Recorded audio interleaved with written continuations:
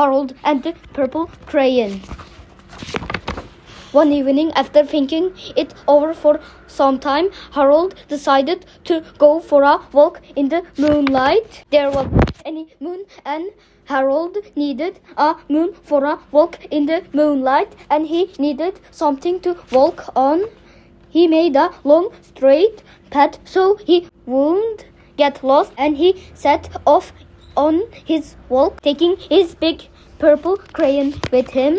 But he didn't seem to be getting anywhere on the long, straight path, so he left the path for a shortcut across a field, and the moon went with him.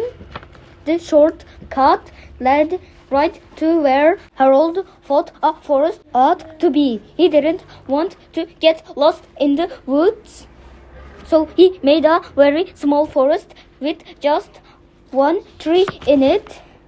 It turned out to be an apple tree. The apples would be very tasty, Harold thought when they got red. So he put a frightening dragon under the tree to guard the apples. It was a terribly frightening dragon. It even frightened Harold. He backed away. His hand holding the purple crayon shook. Suddenly he realized what was happening, but by then Harold was over his head in an ocean. He came up thinking fast, and in no time he was climbing aboard a trim little boat. He quickly set sail, and the moon sailed along with him. After he had sailed long enough, Harold made land without much trouble. He stepped ashore on the beach, wondering where he was. The sandy beach reminded Harold of picnics, and the thought of picnics made him hungry. So he laid out a nice, simple picnic lunch. There was nothing but pie, but there were all 9 kinds of pie that Harold liked best.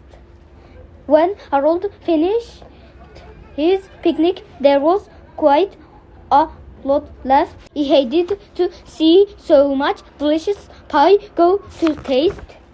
So Harold left a very hungry mouse and a deserving porcupine to finish it up, and off he went, looking for a hill to climb to see where he was. Harold knew that the higher up he went, the farther he could see, so he decided to make the hill into a mountain. If he went high enough, he thought he could see the window of his bedroom. He was tired, and he felt he ought to be getting to bed. He hoped he could see his bedroom window from the top of the mountain. But as he looked down over the other side, he slipped, and there wasn't any other side of the mountain. He was falling in thin air.